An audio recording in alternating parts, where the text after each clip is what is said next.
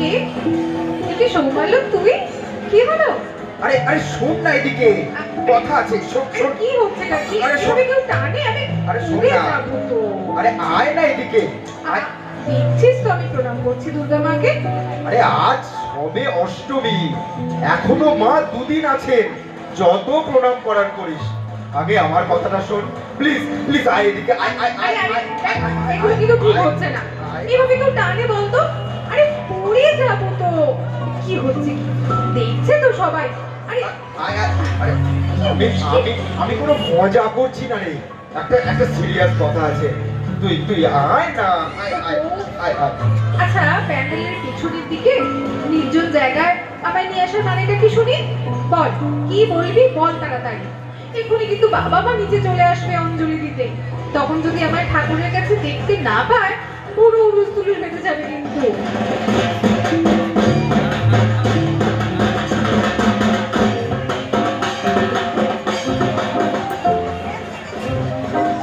আরে নাও নাও, ওদিকে অঞ্জলি তো শেষ হতে চললো। তো ধুতি পড়ছে তখন থেকে, দেখো দেখো দেখো দেখো দেখো, তোর যুদ্ধ করছে কোচাটাকে নিয়ে। ওরে বাবা, ওটা ওদিকে নয়, আরে এই যে এদিক দিয়ে যাবে। আর আরে কোচাটা ওই ওই ওই এই দেখো, আরে এদিক দিয়ে নয়, ওই পায়ের ফাঁক বলিয়ে এইখানে এইখানে দেখো, এইভাবে বুঝতে হবে। আরে এসব ধুতি টুতি পরাটা কি আমার কোমরে বাবা? বললাম চোস্তা পাঞ্জাবিটা পরি, তাহলে কখন হয়ে যেত।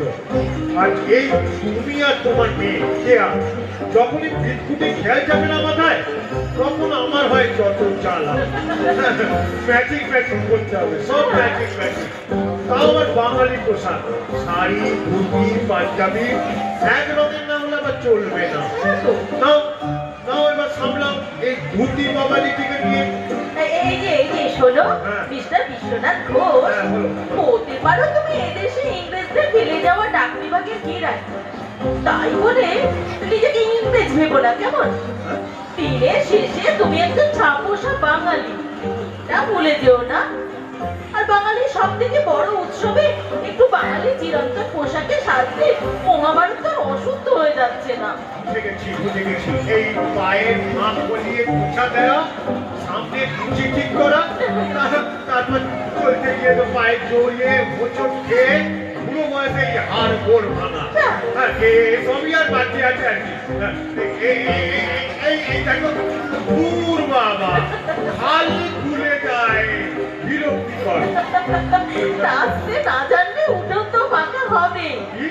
মেয়েটাকে কত করে বললাম যে এখন রেডিমেড কোচা সিস্টেম দেওয়া ধুতি উঠেছে, ওটা অর্ডার কর। না, শুনলো না, বাবাকে আসল ধুতি পরাবে। সে তো আর জানে না তার বাবার নাম নেও বিশ্বনাথ, আর পোশাক পরা তোরও ওই বাচ্চার ভর্তি। বাকছাল? তুমি আবার বাকছাল করতে কখন দেখলে বিদিকা? কেন? অফিস থেকে ফিরে যখন ওই হলুদ ছাপা লুঙ্গি খাটা পরে টিভি দেখতে টুলের ওপর বসো আয়েশ করে, তখন পুরো মনে হয় বাচ্চা করে হিমালয়ে নির্বাচিত পোহাতে বসে আছে। আবার কুচিটা খুলে গেল। আরে আমাকে একটু তো হেল্প করতে পারো নাকি? মেয়েটা কোথায় গেল? ওকে ডাকো, খুব বাবাকে খুশি করে দেখবে। ও তো তোমাকে বলেই নিচে গেল, তুমি ভুলে গেলে? হ্যাঁ তাই। আর তুমি তো জানো ওকে বেশি ছোটাছুটি করানো তো ঠিক নয়। তুমি একটু সাহায্য করতে পারছো না? আরে এই অজুহাতেও তো তুমি তোমার স্বামীর কাছে একটু আসতে পারো নাকি? হ্যাঁ, বুড়ো বয়সে যত্ন নয়। বল, কোথায় কি? এই দেখো, এই দেখো, এটা দেখো।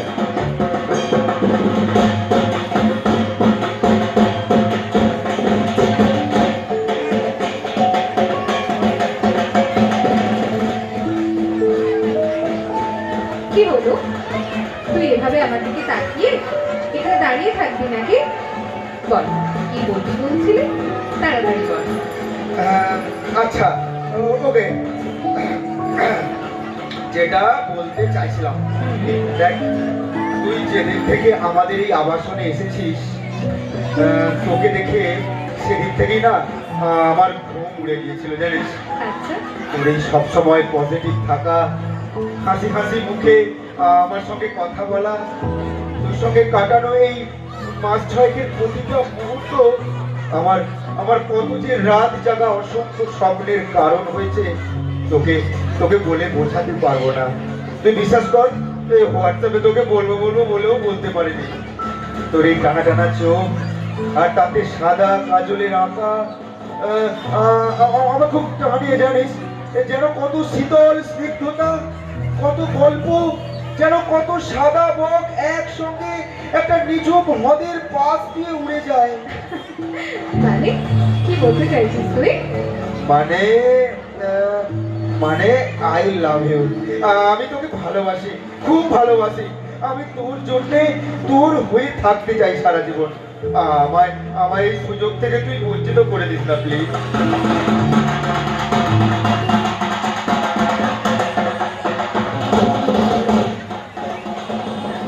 হ্যাঁ গো, কি ব্যাপার হলো বলো তো? কে আগে পূজার এখানে দেখতে পাচ্ছি না কেন? আছে কোথাও এদিক ওদিক। তুমি অত চিন্তা করো না, ও ও ও ঠিক চলে আসবে। তুমি তাড়াতাড়ি চলো, আমরা মায়ের কাছে আমার জিনিসটা সেরে ফেলি। আরে চিন্তা কি সাধে করি? তুমি তো জানো, তুমি না একবার ফোন করো। এই আওয়াজে কিছু শোনা যাবে না ফোনে। ও ঠিক চলে আসবে, দেখো। না না, ওকে আগে খোঁজো। আমায় নিজে বলিল যে পুজোর এখানেই থাকবে, কোথাও যাবে না। কিন্তু আমি আমি এখন ওখানে দেখতে পাচ্ছি না কেন। ও কোথায় গেল? এখানে তো দেখতে পাচ্ছি না। কেয়া, এই কেয়া, কোথায় তুই? আচ্ছা আচ্ছা আচ্ছা, ঠিক আছে আমি দেখছি গো। তুমি অত টেনশন করো না, আমি ওকে খুঁজে নিয়ে আসছি। কেয়া, কেয়া, কেয়া, কেয়া মা, কোথায় রে মা? কেয়া, কেয়া, কেয়া। এই তাড়াতাড়ি দেখো। মেয়েটা আমায় এক মুহূর্ত শান্তি দেবে না দেখছি। এই টেনশনে না কত আমার হার্ট ফেল করে যাবে। বারবার বললাম একা আসিস না নিচে, না শুনলো না। এখন আবার কোথায় গিয়ে বসে আছে কে জানে। আরে তুমি রাস্তার ওদিকটা খোঁজো না, ওই ওই পাশের আবাসনে যায়নি তো, দেখো না। আরে দেখছি দেখছি দেখছি, তুমি ওখানে যাও, আমি এক্ষুনি আসছি। কেয়া, কেয়া, কেয়া মা, কোথায় রে মা?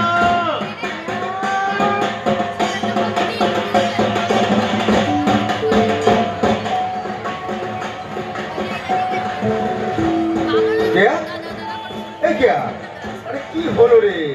কি ভাবছিস?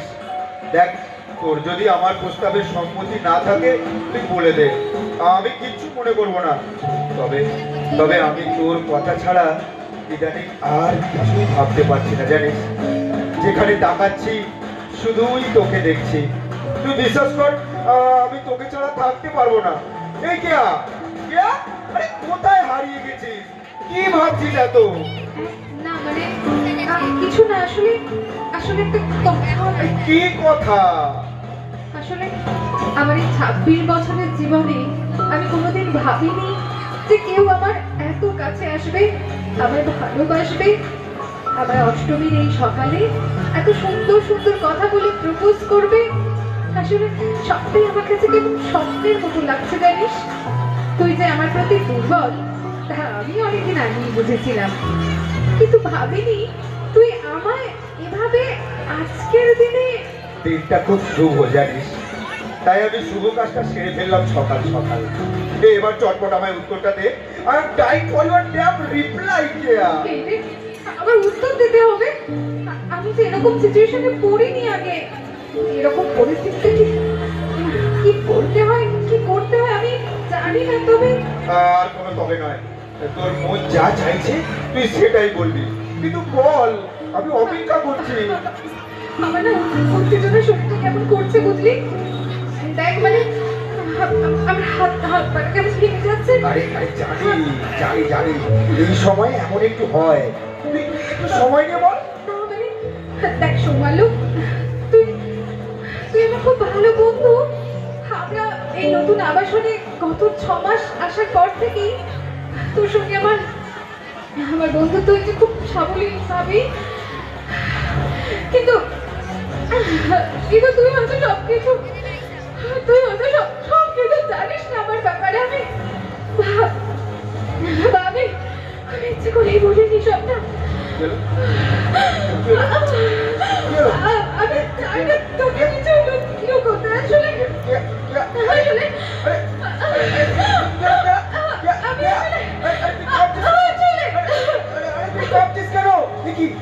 আমি পড়ে গেল।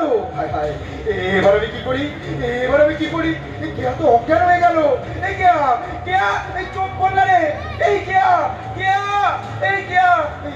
এভাবে এখানে প্যান্ডেলের পিছনে ও পড়ে থাকলে রীতিমতো লোকজন তো আমাকেই ভুল ভাববে। এবার আমি কি করি, কি করি? কে কোথায় আছো? কে এখানে অসুস্থ হয়ে পড়েছে? প্লিজ কেউ হেল্প করো। কেয়া, কেয়া, কে চোখ করলা? কেয়া, কেয়া, এই কেয়া, কেয়া, এই কেয়া, কেয়া, এই কেয়া। চোখটা করলাম, চোখটা করলাম। কোথায় রে মা?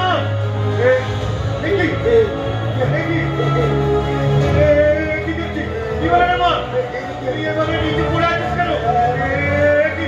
কি সোমালো তুমি? তুমি এখানে কি করছিলে? আমার মেয়েটার কি হলো? মা কথা বল, মা কথা বল, কথা বল, মা কথা বল।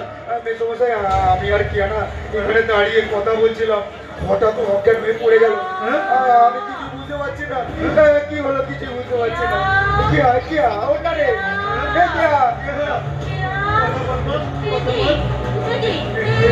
অজ্ঞান হয়ে গেছে। চোখ খোল, চোখ খোল মা, চোখ খোল। জলটা দাও। কি গো, জলে ঝাঁপটা দিয়েও চোখ খুলছে না।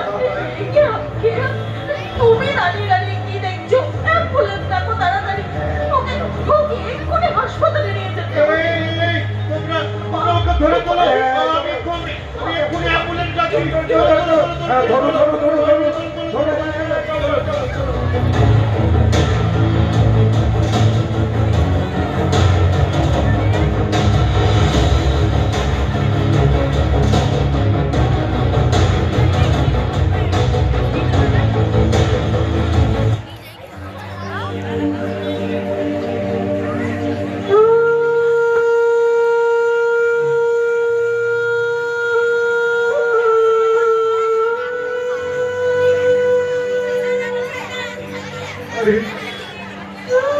আরে ও দাদা, আরে ও দাদা, ও দাদা শুনছেন? সে দুপুর থেকে দাঁড়িয়ে আছি আপনাদের ব্লাড ব্যাংকে। সন্ধে হয়ে গেল, এত করে বলছি একটু দেখুন না, বি নেগেটিভ রক্ত অন্তত 1 ইউনিট দিন না।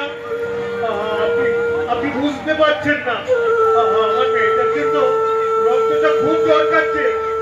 আজ রক্ত না পেলে ও যে মরেই যাবে।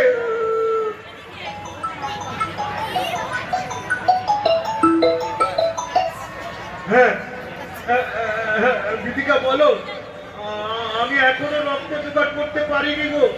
ওগো, ভালো ভালো খবর আছে, রক্ত জোগাড় হয়ে গেছে। কি বলছো কি? নার্সিং হোমে আমাদের মেয়ের জন্য রক্ত পাওয়া গিয়েছে।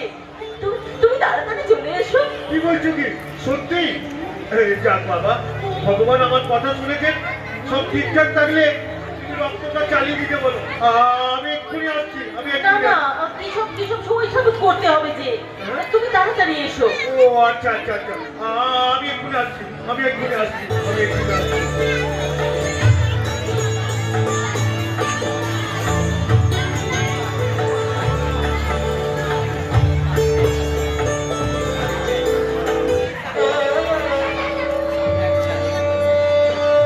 বাবা, রক্তটা ঠিক সময় জোগাড় না হলে কি যে বড় বিপদ ঘটতে পারতো। ঠিক বলেছো, আমি তো নাজেহাল হয়ে যাচ্ছিলাম। গোটা কলকাতা ঘুরে ফেলেছি এই কয়েক ঘন্টায়। কত জায়গায় ফোন করেছি, যে কত ব্লাড ব্যাংকে ফোন করেছি, তার ব্যবস্থা নেই। ব্লাড ব্যাংকগুলো শুধু পায়ে পড়ে যাওয়াই শুধু বাকি ছিল। কি যে হয়রানি আর বলে বোঝাতে পারবো না। রক্তের যেন আকাল পড়েছে। রক্ত না পাওয়ার যন্ত্রণা কেবল ভুক্তভোগীরাই বোঝে গো। তবুও দেখো, এখনো পাড়ায় পাড়ায় ক্লাবে ক্লাবে রক্তদান শিবির করলে কই কতজনই বা স্বেচ্ছায় এগিয়ে আসে। ওই তো দেখি ক্লাবের ছেলেগুলো দিন রাত এক করে করে, মায়েকে ডেকে ডেকে গলা ফাটিয়ে ফেলে। রক্তদান জীবনদান, আসুন কয়েক ফোঁটা রক্ত দিয়ে যান। রক্ত দিলে আপনার শরীরের কোনো ক্ষতি নেই, বরং জীবন বাঁচবে কত অসহায় রোগীর। তাও দেখো, দিনের শেষে কত জনই বা এগিয়ে আসেন রক্ত দিতে, তার উপর কত ভুল ভাবনা। রক্ত দিলে এই ক্ষতি হয়, সেই ক্ষতি হয়, ক্লাবগুলো রক্তদান করে ব্যবসা করে, কত রকম কথা। আসলে কি জানো তো, তাদের পরিবারের যখন কেউ আমাদের মতো বিপদে পড়ে, তখন হয়তো বুঝতে পারে রক্তদানের গুরুত্ব, তখন আর রক্তের কতটা মূল্য। সবচেয়ে সমস্যা তো আমাদের মতো যাদের নেগেটিভ গ্রুপের ব্লাড লাগে তাদের হয়। ঠিক বলেছো। রক্তদান বেশি বেশি না হলে এই নেগেটিভ রক্তদানের চিহ্নিত করাও খুব দুষ্কর হয়ে পড়বে। আর আমাদের মতো কত মেয়ে, ইহার মতো কত মেয়ে, কত রকম মুহূর্ত রুগী জীবন মৃত্যু নিয়ে টানাটানি হবে। জানি না কবে দিন বদলাবে। এই 20 বা 22 বছরেও তো এই ছবিটা বদলানো গেল না। ঠিক বলেছো। যাই হোক, ছাড়ো এই কথা। বলছি নার্সিং হোমে মেয়েকে রক্ত কে দিল জানো? না গো, শুধু বললো নার্সিং হোমেরই কেউ দিয়েছে, কিন্তু কিছুই না খোঁজা করে বললো না। তুমি বরং পরে ভালো করে জেনে নিও। আচ্ছা আচ্ছা শোনো না, হ্যাঁ, বলো। আমি ভাবছি বেশ তো ছিল আমাদের মেয়েটা অনেকগুলো বছর, আমার কেন এমন হলো বলো তো? পুজোর সময়ে মেয়েটাকে নার্সিং হোমে ভর্তি হতে হলো, আবার সেই রক্তের জন্য ছোটাছুটি, আবার সেই উদ্বেগ। কিছুই তো বুঝতে পারছি না কিন্তু 5 বছর তো হয়ে গেল, আর কোনো সমস্যাই ছিল না। আবার কি তবে? এই ডাক্তারবাবু আসছে, হ্যাঁ? তুমি একবার যাও না, গিয়ে একটু কথা বলো না। যাও। হ্যাঁ, যাই।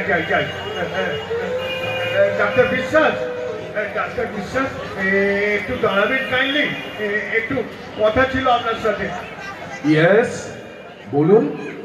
ডাক্তারবাবু, আমি বিশ্বনাথ ঘোষ, আপনার পেশেন্ট কেয়া ঘোষের বাবা। আজ সকালে মেয়েটা ভর্তি হয়েছে আপনার আন্ডারে এই নার্সিং হোমে। এই মেয়েটাকে নিয়ে একটু কথা ছিল ডাক্তারবাবু। ও আচ্ছা, Keya Ghosh, major beta thalassaemia case. বুঝতে পেরেছি। আপনার মেয়ের থ্যালাসেমিয়া স্টেজটা বেশ পিকিউলিয়ার পজিশনে আছে। আপনারা কি জানেন সেটা? আমরা তো ডাক্তারবাবু কিছুই বুঝতে পারছি না। ওর থ্যালাসেমিয়া ধরা পড়ে 3 বছর বয়সে, তারপর রেগুলার রক্ত দিতে হয়েছে। কি বলবো ডাক্তারবাবু, ওর তো বি নেগেটিভ গ্রুপের রক্ত খুব রেয়ার। রক্ত জোগাড় করতে যে কি পরিমাণ আমাদের ঝক্কি সামলাতে হয়েছে আর বলবার নয়। 1 বোতল রক্তের জন্য কত জায়গায় ছুটতে হয়েছে, কত জনের পায়ে হাতে ধরতে হয়েছে, কত অপমান সহ্য করতে হয়েছে। তার বলে বোঝাতে পারবো না ডাক্তারবাবু। তারপর একটা সময় এসে ডাক্তারবাবু বললেন ওকে আর রক্ত দিতে হবে না। ওর শারীরিক অসুস্থতাটাও অনেকটাই কেটে গিয়েছিল। আমরা ভেবেছিলাম ও হয়তো ভালোই হয়ে গেছে, কিন্তু আবার হ্যাঁ, কেয়ার থ্যালাসেমিয়াটা বেশ স্পেশাল। ওর কেস হিস্ট্রিটা আমরা ভালো করে স্টাডি করে দেখেছি। ওর থ্যালাসেমিয়ার টাইপটা অদ্ভুতভাবে শিফট করেছে। এটা সাধারণত হয় না। যাই হোক, ওর আপাতত রক্তের প্রয়োজন মেটানো গিয়েছে নার্সিং হোমের তরফে। ওর রক্তটা আমি নিজে দিয়েছি। হ্যাঁ, আমারও বি নেগেটিভ। হ্যাঁ, আপনি আমার মেয়েকে রক্ত দিয়েছেন। আমার কি সৌভাগ্য! আপনি তো ভগবান ডাক্তারবাবু। কি করে যে আপনার এই উপকার, এই ঋণ আমরা শোধ করবো। আরে না, এভাবে বলবেন না। এটা আমার কর্তব্য। হ্যাঁ? নেগেটিভ গ্রুপের ব্লাড পাওয়া কতটা কঠিন সেটা আমি একজন হেমাটোলজিস্ট বা রক্তের ডাক্তার হয়ে ভালো করেই বুঝি। আর নেগেটিভ গ্রুপের ব্লাড যখন এই ধমনী দিয়ে বইছে, তখন একটা বাড়তি দায়িত্ব তো থাকেই এই ধরনের স্পেশাল কেসের জন্য। আপনি আপনি ঈশ্বর ঈশ্বর আপনার মঙ্গল করুক ডাক্তারবাবু। সে না হয় করবে, কিন্তু আপনার মেয়ে কেয়া এই সাময়িক ধাক্কাটা সামলালেও সামনে কিন্তু আপনাদের অনেক চ্যালেঞ্জের সম্মুখীন হতে হবে। ওই যে ভদ্রমহিলা দাঁড়িয়ে আছেন, উনি কি আপনার স্ত্রী? হ্যাঁ ডাক্তারবাবু, ও কেয়ার মা খুব চিন্তায় আছে। চিন্তায় থাকাটাই স্বাভাবিক। ওনাকে সঙ্গে নিয়ে আমার কেবিনে ঘন্টাখানেক পরে আসুন, আমি রাউন্ড ছেড়ে আসছি, কথা আছে। ঠিক আছে ডাক্তারবাবু। দীপিকা, হ্যাঁ, বলো ডাক্তারবাবু কি বললে? ডাক্তারবাবু তো ভগবান গো, উনি আমাদের মেয়েকে রক্ত দিয়েছেন। তোমার তাই? উনি তোমাকেও আর আমাকে 1 ঘন্টা পর দেখা করতে বললেন ওনার কেবিনে। কি সব যেন কথা বলবেন বললেন। ওমা, কি হবে গো আমার মেয়েটার? হ্যাঁ গো, কোনো খারাপ কিছু হয়নি তো? আমার তো ভয়ে একটু কাঁপছে। আরে আরে এত চিন্তা করছে কেন? ভুল তো আমাদেরই। তাই লড়াইটা আমাদেরকেই করতে হবে। ভেঙে পড়লে তো চলবে না। মনে পড়ে আমাদের মেয়েটা যখন সবে 3 বছর বয়স, ভালো করে কথা পর্যন্ত বলতে শিখেনি। বারবার শরীর খারাপ হওয়ায় রক্ত পরীক্ষা করে জানা গেল ওর থ্যালাসেমিয়া আছে, রক্ত দিতে হবে। তাহলে বাঁচবে না আমাদের মেয়েটা। মাথার উপর তখন আকাশ ভেঙে পড়েছিল। তারপর ডাক্তার বললেন আমাদের মেয়ের এই রোগ নাকি আমাদের থেকে এসেছে। থ্যালাসেমিয়া একটা জিনগত রোগ। বাবা মা উভয়